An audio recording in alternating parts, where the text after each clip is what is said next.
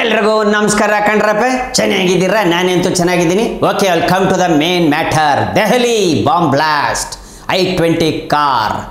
ಇನ್ನೊಂದು ವಿಚಾರ ಕಣಪ್ಪ, I-20 ಜೊತೆ ಇನ್ನೊಂದು ಕಾರ್ ಇತ್ತು, ಮಾಹಿತಿ ಬಂದಿದೆ. ಮಸೀದಿ ಹತ್ರ 3 ಅವರ್ ನಿಲ್ಲಿಸಿದ್ರಂತೆ. ಎಷ್ಟು? 3 ಅವರು ರೆಡ್ ಕಾರ್ ಕೂಡ ನಿಂತ್ಕೊಂಡಿತ್ತು ಮಸೀದಿ ಹತ್ರ. ಅದೆಲ್ಲ ಆದಮೇಲೆ car, red car I-20 movement ತಗೊಳ್ತು. ಎಲ್ಲಿ? ಬ್ಲಾಸ್ಟ್ ಮಾಡೋಕ್ಕೆ. ರೆಡ್ ಕಾರ್ ಒಳಗಡೆ ಇದ್ದ ವ್ಯಕ್ತಿ ಕೂಡ ಉಗ್ರವಾದಿ, ಅವನು ಸಿಕ್ಕಾಕೊಂಡವನು ಇವತ್ತು ದೆಹಲಿಯಲ್ಲಿ. ಏನರಪ್ಪ ಇದು? ಭಾರತದೊಳಗಡೆ ತಿಂದು ತಟ್ಟೆ ಒಳಗಡೆ ಇಂಥವ್ರು ಇದಾರಲ್ಲ ಭಾರತದೊಳಗೆ, ಇಂಥವ್ರನ್ನೆಲ್ಲ ಫೈರ್ ಮಾಡಿ ಸುಟ್ಟಾಗಿ ಬಿಡ್ಬೇಕಂಡ್ರಪ್ಪ. ಇಂಥವ್ರನ್ನೆಲ್ಲ ಇಟ್ಕೊಬಾರ್ದು ಭಾರತದೊಳಗಡೆ. ಇಂಥವ್ರನ್ನ ನಾಲಾಯಕಗಳು ಅಂತ ಹೇಳ್ತಾರೆ ಇವ್ರನ್ನ, ಅಲ್ವಾ? ಇಲ್ಲೇ ತಿಂದು ಪಾಕಿಸ್ತಾನಕ್ಕೆ ಸಪೋರ್ಟ್ ಮಾಡ್ತಾರಂದ್ರೆ ಇಂಥವ್ರು ನಮ್ಮ ದೇಶದಲ್ಲಿ ಇರಬಾರ್ದು. ಓಕೆ, ಈಗ ಮೋದಿಯವರು ಕೂಡ ಹೇಳಿದ್ದಾರೆ ಕಣಪ್ಪ, ಹೊರಗಡೆ ದೇಶಕ್ಕೆ ಪ್ರಯಾಣಕ್ಕೆ ಹೋಗಿದ್ರು. ಅವ್ರು ಹೇಳಿದ್ರು, ಈಗ ಬಂದಿದ್ದಾರೆ, ಯಾರು ಏನು ಉಗ್ರವಾದಿ ಏನು ಎತ್ತ ಅಂಥೇಳಿ ಮಾಹಿತಿಗಳನ್ನೆಲ್ಲ ಪಡೆದು ಈಗ ಪಾಕಿಸ್ತಾನಿಗೆ ಉಳಿಗಾಲ ಇನ್ನಿಲ್ಲ. ಇನ್ನು ಭೂಪಟದಿಂದ ಅಲ್ಲ, ಭೂಮಿಯಿಂದನೇ ಎದ್ದು ಹೋಗ್ಬಿಡುತ್ತೆ ಇಡೀ ಪಾಕಿಸ್ತಾನ. ಇನ್ನೊಂದು ಕಣಪ್ಪ, ಇವರು ನಾವು ಅಣು ಬಾಂಬ್ ಹಾಕ್ಬಿಡ್ತೀವಿ ಅಂತೇಳಿ ಎದುರಿಸ್ತಾ ಇದ್ರು. ಯಾರು? ಪಾಕಿಸ್ತಾನದವರು ನಮಗೆ ಎದುರಿಸ್ತಾ ಇದ್ರು. ಮೋದಿಯವರು ಹೇಳಿದರು, ನಿಮ್ಮ ಹನಿ ಬಾಂಬೋ ಯಾವುದಕ್ಕೂ ನಾವು ಎದರಲ್ಲ ಅಂತ ಹೇಳಿದರು. ಈಗ ನಮ್ಮವರು ಹೈಡ್ರೋಜನ್ ಬಾಂಬನ್ನು ರೆಡಿ ಮಾಡ್ತಾ ಇದ್ದಾರೆ. ಹೈಡ್ರೋಜನ್ ಬಾಂಬು ಯಾವ ದೇಶದಲ್ಲೂ ಇಲ್ಲ, ಇಂಡಿಯಾದಲ್ಲಿ ಮಾತ್ರ ಇರೋದು. ಇದೊಂದು ಜ್ಞಾಪಕ ಇಟ್ಕೊಳ್ಳಿ ಎಲ್ಲರೂ. ಹೈಡ್ರೋಜನ್ ಬಾಂಬ್ ಬಂದು ತುಂಬ ಭಯಾನಕವಾದ ಬಾಂಬು. ಅಮೇರಿಕಾನೇ ಶೇಕ್ ಆಗೋಗ್ಬಿಟ್ಟಿದೆ ಈಗ ನಮ್ಮ ಹತ್ರ ಇರೋದು ಕೇಳಿಬಿಟ್ಟು. ಈಗ ಅದನ್ನು ಪ್ರಯೋಗ ಮಾಡಬೇಕು ಅಂತ ಟೆಸ್ಟಿಂಗ್ ಮಾಡ್ತಾ ಇದ್ದಾರೆ ಭಾರತದಲ್ಲಿ. ಯಾಕಂದರೆ ಅದು ಈಗ ಪಾಕಿಸ್ತಾನದ ಮೇಲೆ ಹಾರಿಸ್ತಾರೆ. ಪಾಕಿಸ್ತಾನ ಸರ್ವನಾಶ ಆಗೋಕ್ಕೆ ಇನ್ನು ಕೆಲವೇ ದಿನ ಅಂತಲೂ ಹೇಳ್ಬೋದು. ದಿನಾನೂ ಡೌಟೇ ಇದೆ. ಯಾಕಂದರೆ ಅವ್ರು ಮಾಡಿರೋ ಕೆಲಸ ವಾರ್ನಿಂಗ್ ಕೊಟ್ಟಿದ್ರು, ನಮ್ಮ ಭಾರತಕ್ಕೆ ತಂಟೆಗೆ ಬರಬೇಡ್ರಿ ಅಂತ. ಅವ್ರು ಬರ್ತಾನೆ ಇದ್ದಾರೆ. ಅವ್ರ ಬಗ್ಗೆಲ್ಲ ಕಣಪ್ಪ ನಾಯಿ ಬಾಲ ಡೊಂಕು ಅಂತಾರಲ್ಲ, ಹಂಗೆ ಕಣಪ್ಪ. ಪಾಕಿಸ್ತಾನದವರು ನಾಯಿ ಬಾಲ ಇದ್ದಂಗೆ. ನಾಯಿಗಾದ್ರೂ ನಿಯತ್ತಿರುತ್ತೆ, ಅದ್ರ ಬಾಲಗ ಡೊಂಕಿದೆ. ಆ ಡೊಂಕು ಬಾಲ ಅದು ಪಾಕಿಸ್ತಾನ. ಅದನ್ನು ಸರ್ವನಾಶ ಮಾಡೋಕ್ಕೆ ನಿಂತವ್ರೆ. ಈ ಸತಿ ಆಗತ್ತೆ. ರಷ್ಯಾ ಇದೆ ನಮ್ಮ ಜೊತೆ, ಇಸ್ರೇಲ್ ಇದೆ, ಎಲ್ಲ ಸಪೋರ್ಟ್ ಕೊಡ್ತಾರೆ ನಮಗೆ ಇನ್ಮೇಲೆ. ಈಗ ಐತೆ ಹಬ್ಬ, ಅಂದರೆ ಹಬ್ಬ ಕೊನೆ ಹಬ್ಬ ಆಗಿರುತ್ತೆ ಪಾಕಿಸ್ತಾನಕ್ಕೆ ಅಂತ ಮೋದಿಯವರು ಹೇಳಿದ್ದಾರೆ. ಆಲ್ರೆಡಿ ಮೀಟಿಂಗ್ಗಳು ನಡೀತಾ ಇದೆ. ನಮ್ಮ ಆರ್ಮಿ, ಏರ್ ಫೋರ್ಸು, ನೇವಿ ಎಲ್ಲ ಪ್ರತಿಯೊಬ್ಬರು ರೆಡಿಯಾಗಿ ಎಲ್ಲ ಟೆಸ್ಟಿಂಗ್ ನಡೀತಾ ಇದೆ. ಈಗ ಅವರಿಗೆ ಸರ್ವನಾಶ ಆಗೋ ಟೈಮ್ ಬಂದಿದೆ ಪಾಕಿಸ್ತಾನಕ್ಕೆ. ಆ ಉಗ್ರವಾದಿ ಕೂಡ ಸಿಕ್ಕಾಕೊಂಡಿದ್ದಾನೆ ದೆಹಲಿಯಲ್ಲಿ. ಇನ್ನೊಬ್ಬ ಸಿಕ್ಕಾಕೊಂಡಿದ್ದಾನೆ. ಆ ರೆಡ್ ಕಾರಲ್ಲಿ ಯಾರು ಕೂತ್ಕೊಂಡಿದ್ನೋ ಅವನನ್ನ ಹಿಡಿದಾಕಿದ್ದಾರೆ. ಆ ರೆಡ್ ಕಾರು ಇಲ್ಲಿದೆ ನೋಡಿ, ನೋಡಿದ್ರಾ? ಹಿಂಗೆ ಕಣಪ್ಪ, ಕೆಂಪು ಫೋರ್ಟ್ನ ಹಾಳು ಮಾಡೋಕ್ಕೆ ನೋಡಿದ್ರು ಅವರು. ಅಂದರೆ ಯಾಕಂದ್ರೆ ನಮ್ಮ ದೆಹಲಿ ಅದು ಮುಖ್ಯ, ನಮ್ಮ ಭಾರತದ ಕ್ಯಾಪಿಟಲ್ ಸಿಟಿ ಅಂದರೆ ಅದು ದೆಹಲಿನೇ ಅಂತಲೇ ನಾವು ಹೇಳೋದು. ಕರೆಕ್ಟ್ ಅಲ್ಲೇನಪ್ಪ? ಹೀಗಾಗಿ ಅವರು ಕೆಂಪು ಫೋರ್ಟ್ನ ಟಾರ್ಗೆಟ್ ಮಾಡಿದರು, ಆಗಲಿಲ್ಲ. ಅದು ಮಧ್ಯ ರೋಡಲ್ಲೇ ಆಗ್ಬಿಡ್ತು. ಅದ್ರ ತುಂಬ ಜನ ಸತ್ತೋಗಿದ್ದಾರೆ. ಸೊ ಏನು ಪೆಹಲ್ಗಾಮಲ್ಲಿ ಆಗಿತ್ತೋ ಅಲ್ಲೂ ಕೂಡ ಏನು ಸಾಯಿಸಿದ್ರು, ಇವಾಗ ಇಲ್ಲೂ ಇದು ಮಾಡಿದರೆ. ಈಗ ಮೋದಿಯವರಿಗೆ ತುಂಬ ಸಿಟ್ಟು ಬಂದಿದೆ, ಅವ್ರಿಗೆ ಟೈಮ್ ಬಂತು ಅಂತ ಕೇಳಿಗಾಲ ಶುರು. ಇನ್ನು ಪಾಕಿಸ್ತಾನ ನೆಕ್ಸ್ಟ್ ಹಿಸ್ಟ್ರಿಯಲ್ಲಿ ಯಾರಿಗೂ ಗೊತ್ತೇ ಇರಲ್ಲ ಪಾಕಿಸ್ತಾನ ಇತ್ತು ಅಂತ. ಆ ಗತಿ ಆಗತ್ತೆ. ಓಕೆ, ಇನ್ನು ವಿಚಾರಗಳಿವೆ ಕಣಪ್ಪ, ಹೇಳ್ತೀನಿ. Just wait and watch.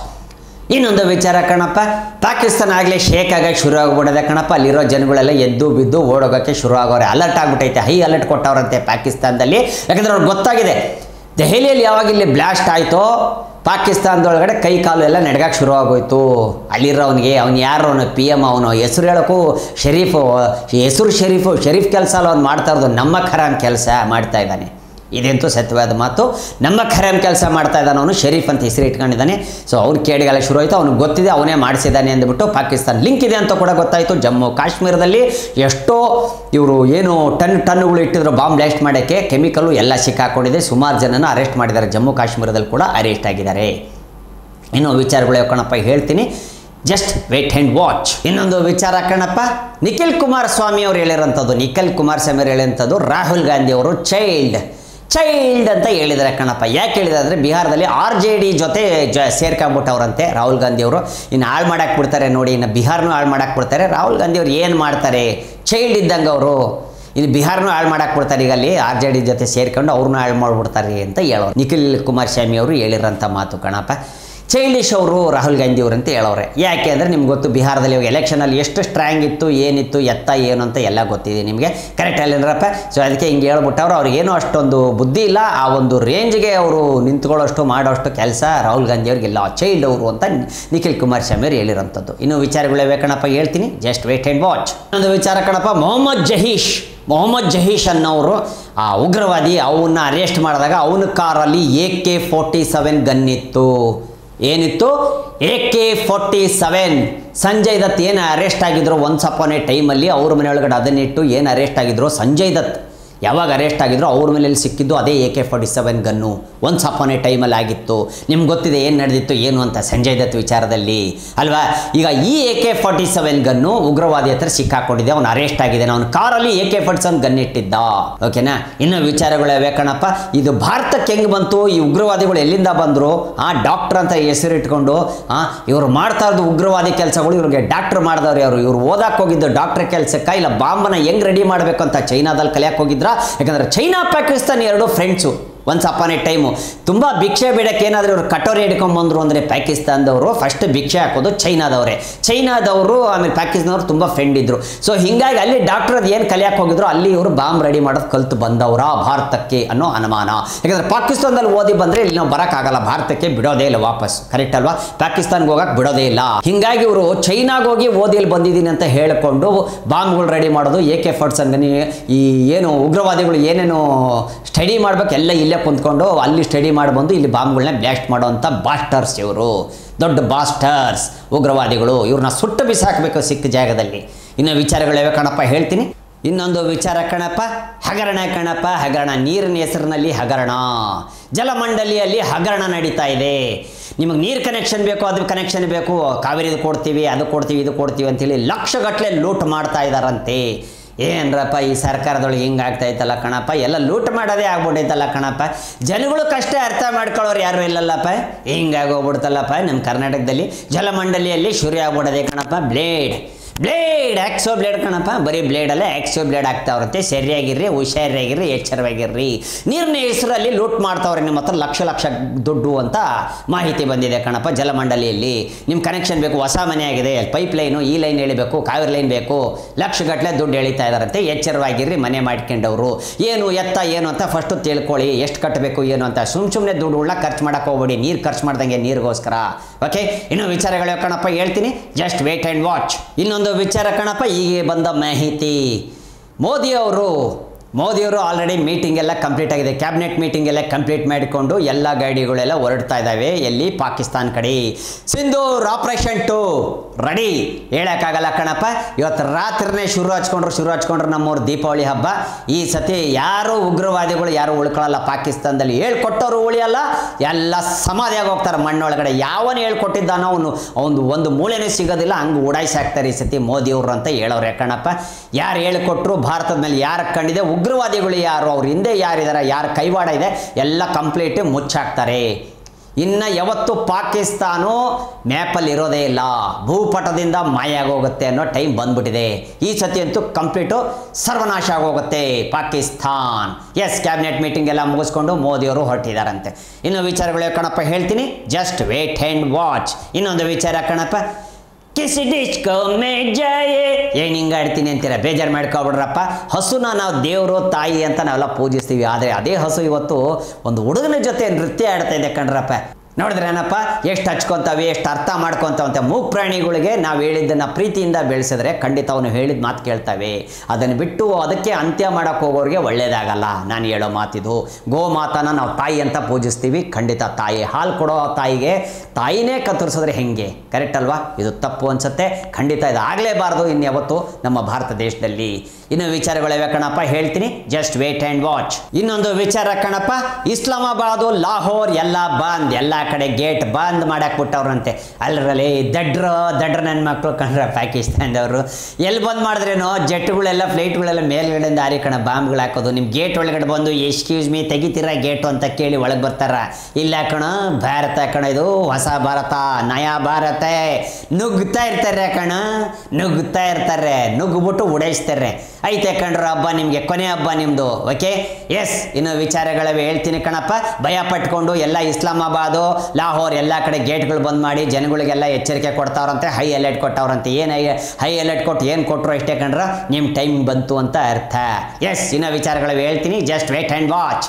ಇನ್ನೊಂದು ವಿಚಾರ ಕಣಪ್ಪ, ISI ಮಸೀದ್ ಅನ್ನೋನು ಯಾರಿದ್ನೋ ಅವನು ಚೈಲಾ ಒಬ್ಬನು ಈಗ ಎದ್ದು ನಿಂತ್ಕೊಂಡ್ಬಿಟ್ಟವನೇ. ಅಂದರೆ ಆತಂಕವಾದಿಗಳಿಗೆ ಗನ್ಗಳು ಕೊಟ್ಟು ಜೊತೆಗೆ ನಿಂತವ್ರೆ. ಇವನು ಅವ್ರ ಲೀಡ್ರು, ಮಸೂದ್ ಯಾರು ಸತ್ತೋದ್ನೋ ಅವನ ಜೊತೆ ಚೈಲಾ ಇವನು ಪಾಕಿಸ್ತಾನದಲ್ಲಿ, ಆಯಿತಾ. ಅವ್ನು ಸತ್ತೋದವನ್ನ ಉಡಾಯಿಸಾಕಿದ್ರು. ಈಗ ಅವನು ಚೈಲಾ ಒಬ್ಬನ ಎದ್ದು ನಿಂತ್ಕೊಂಡ್ಬಿಟ್ಟವನೆ. ಅಂದರೆ ಪಾಕಿಸ್ತಾನದವರು ಎಷ್ಟು ಪ್ರೊಟೆಕ್ಷನ್ ಕೊಡ್ತಾ ಇದ್ದಾರೆ ನೋಡಿ. ಜನಗಳಿಗೆ ಪ್ರೊಟೆಕ್ಷನ್ ಕೊಡ್ತಾ ಇಲ್ಲ ಅಲ್ಲಿ, ಏನ್ರಪ್ಪ, ಜನಗಳಿಗೆ ಪ್ರೊಟೆಕ್ಷನ್ ಕೊಡ್ತಾ ಇಲ್ಲ, ಆತಂಕವಾದಿಗೆ ಪ್ರೊಟೆಕ್ಷನ್ ಕೊಡ್ತಾವ್ರೆ. 5-6 ಜನ ಗನ್ ಮ್ಯಾನ್ಗಳು ನಿಂತಾರ ಅವನ ಜೊತೆ. ಅಂದರೆ ಇವ್ರಿಗೆ ಆತಂಕವಾದಿಗಳೇ ಮುಖ್ಯ, ಇವ್ರಿಗೆಲ್ಲ ಟೆರರಿಸ್ಟ್ಗಳು ಮುಖ್ಯ ಪಾಕಿಸ್ತಾನದವ್ರಿಗೆ.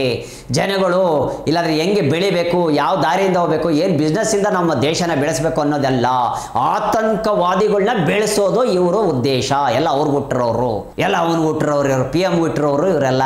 ಯಾಕಂದ್ರೆ ಅವ್ರಿಗೆ ಸಪೋರ್ಟ್ ಅಷ್ಟು ಮಾಡ್ತಾವ್ ನೀವು.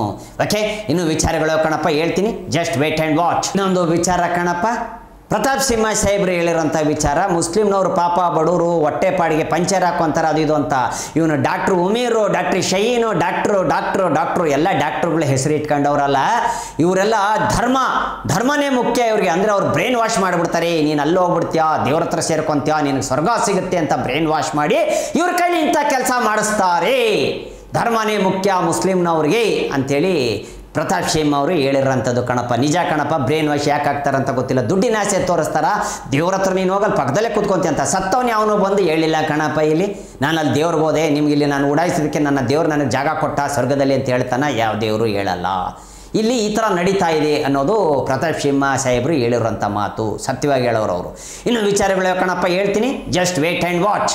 ಇನ್ನೊಂದು ವಿಚಾರ ಕಣಪ್ಪ, ಕ್ಯಾಪ್ಟನ್ ಮುನೀರ್, ಪಾಕಿಸ್ತಾನದು ಆರ್ಮಿ ಕ್ಯಾಪ್ಟನ್ ಮುನೀರು, ಅವನಿಗೆ ಎಲ್ಲ ಮಿಲ್ಟ್ರಿಯವ್ರು ಸೇರ್ಕೊಂಬಿಟ್ಟವ್ರಂತೆ ಕಣಪ್ಪ ಹೊಡೆಯೋಕ್ಕೆ. ಅವ್ರ ಕಡೆಯವ್ರು ಆರ್ಮಿಯವ್ರು ಅವ್ರಿಗೆ ಸೇರ್ಕೊಂಬಿಟ್ಟವ್ರೆ ಯೋಧರು. ಅವನಿಗೆ ಹೊಡ್ಯಕ್ಕೆ ನಿಂತವ್ರಂತೀಗ ಮುನೀರ್. ಯಾಕಂದರೆ ಅವನೇ ದೊಡ್ಡ ಖತರ್ನಾಕ್ ನನ್ನ ಮಗ ಪಾಕಿಸ್ತಾನಕ್ಕೆ. ಅವನಿಂದನೇ ಇದೆಲ್ಲ ನಮ್ಗೆ ಇಂಡಿಯಾದವರು ನಮ್ಮ ಮೇಲೆ ದ್ವೇಷ ಮಾಡ್ತಾ ಇದ್ದಾರೆ ಇವನು ಮಾಡೋ ಕೆಲಸಕ್ಕೆ. ಅಂದರೆ ಮುನೀರ್ ಅವನದೇ ಕೈವಾಡ ಐತೆ, ಟೆರರಿಸ್ಟ್ಗಳ ಜೊತೆ ಅವನದೇ ಕೈವಾಡ ಐತೆ, ಮುನೀರ್ ಕ್ಯಾಪ್ಟನ್ ಜೊತೆ ಕೈವಾಡ ಐತೆ ಅಂದ್ಬಿಟ್ಟು ಈಗ ಅವನಿಗೆ ಹೊಡೆಯೋಕ್ಕೆ ಅವನ ಮೇಲೆ ರೊಚ್ಚಗೆದ್ದಿರೋಂಥದ್ದು ಅವ್ರು ಯೋಧರು. ಕರೆಕ್ಟಾಗಿ ಮಾಡ್ತಾರೆ ಕಣಪ್ಪ. ಈ ಕೆಲಸ ಮೊದಲೇ ಮಾಡಿಬಿಟ್ಟಿದ್ರೆ PM-ಗೂ ಅವನಿಗಿಬ್ಬರಿಗೂ ಒದ್ದು ಬಟ್ಟೆ ಬಿಚ್ಚು ಓಡಿಸಿದ್ರೆ ಸರಿ ಹೋಗ್ತಿತ್ತು. ನೇಪಾಳದಲ್ಲಿ ಶ್ರೀಲಂಕಾದಲ್ಲಿ ಹೆಂಗಾಯ್ತು ಇವನಿಗೆ ಆಗಬೇಕು. ಈ ಗತಿ ಆಗತ್ತೀಗ. ಇನ್ನು 72 ಗಂಟೆ ಒಳಗಡೆ 72 ಅವರ್ಸ್ ಒಳಗಡೆ ಪಾಕಿಸ್ತಾನದ ಮೇಲೆ ನಮ್ಮವರು ಯುದ್ಧಕ್ಕೆ ಹೋಗ್ತಾ ಇದ್ದಾರೆ. ಇಂಡಿಯಾದವರು ಎಸ್ ಹೋಗ್ತಾ ಇದ್ದಾರೆ. ಜೈ ಹಿಂದ್ ಆಗಬೇಕು, ಸರ್ವನಾಶ ಆಗೋಗ್ಲಿ ಈ ಸತಿ ಪಾಕಿಸ್ತಾನ ಅಂತ ಎಲ್ಲರೂ ಇಡೀ ಶಾಪ ಆಗ್ತಾ ಇದ್ದಾರೆ ದೆಹಲಿಯಲ್ಲಿ. ಇನ್ನು ವಿಚಾರಗಳು ಹೇಳ್ತೀನಿ, just wait and watch. Okay bye, ಇವತ್ತಿನ ವಿಚಾರಗಳು ಇಷ್ಟ ಆಗಿತ್ತು. ಸುದ್ದಿಗಳಿಗೆ ಏನಪ್ಪ ಕಡಿಮೆ ಸಿಗ್ತಾನೆ ಇರ್ತವೆ ನಮ್ಮ ರಾಜಕೀಯದಲ್ಲಿ. ಓಕೆ, ಇನ್ನು ಮತ್ತೆ ಮುಂದಿನ ಸುದ್ದಿ ತಗೊಂಡು ಮತ್ತೆ ಸಿಗ್ತೀನಿ ನಿಮಗೆ. ಇವತ್ತು ಪೊಲಿಟಿಕ್ಸ್ ಮಸಾಲೆ ದೋಸೆ ಯಾರು ನೋಡೋರು ಎಲ್ರಿಗೂ ಧನ್ಯವಾದಗಳು ಹೇಳುತ್ತೆ. ಓಟ್ ಬರ್ತೀನಿ ರಪ್ಪ. ಶೇಂಬುಲಿಂಗ, ನಿಮ್ಮ ಓಟ್ ಯಾರಿಗೆ? ನನಗೆ. ನಿಮ್ಮ ಓಟ್ ಯಾರಿಗೆ? ನನಗೆ. ನಿಮ್ಮ ಓಟ್ ಯಾರಿಗೆ? ನನಗೆ. ನಿಮ್ಮ ಓಟ್ ಯಾರಿಗೆ? ನನಗೆ ಯಾಕಂಡ್ರಪ್ಪ ಓಟ್ ಬರಲ್ಲ. ಎತ್ಲಾ ಗಾಡಿನ ವಿಧಾನಸೌಧದ ಕಡೆ ಹೋಗೋಣ. ದೆಹಲಿ ಕಡೆ ಏನಾಗೈತೆ ಅಂತ ಅದು ತಿಳ್ಕೊಬೇಕು ಕಣ್ಣ. ಎಲ್ಲ ವಿಧಾನಸೌಧಗಳಿಗೆ ಸಿಕ್ಬಿಡ್ತೇವೆ ಸುದ್ದಿಗಳು. ಬರ್ತೀನಿ ಕಣ್ರಪ್ಪ. ಶೇಂಬುಲಿಂಗ, ನಿಮ್ಮ ಓಟ್ ನನಗೆ ಯಾಕ್ರಪ್ಪ? ನಡ್ರಪ್ಪ.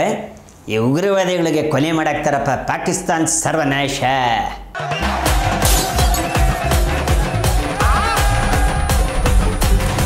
ಕ್ಷಣ ಕ್ಷಣದ ಸುದ್ದಿಗಳಿಗಾಗಿ ಫ್ರೀಡಂ ಟಿವಿ ಸಬ್ಸ್ಕ್ರೈಬ್ ಮಾಡಿ, ಲೈಕ್ ಮಾಡಿ ಹಾಗೂ ಫಾಲೋ ಮಾಡಿ. ಹೊಸ ಸುದ್ದಿಗಳ ನೋಟಿಫಿಕೇಶನ್ಗಾಗಿ ಬೆಲ್ ಐಕಾನ್ ಮೇಲೆ ಕ್ಲಿಕ್ ಮಾಡಿ.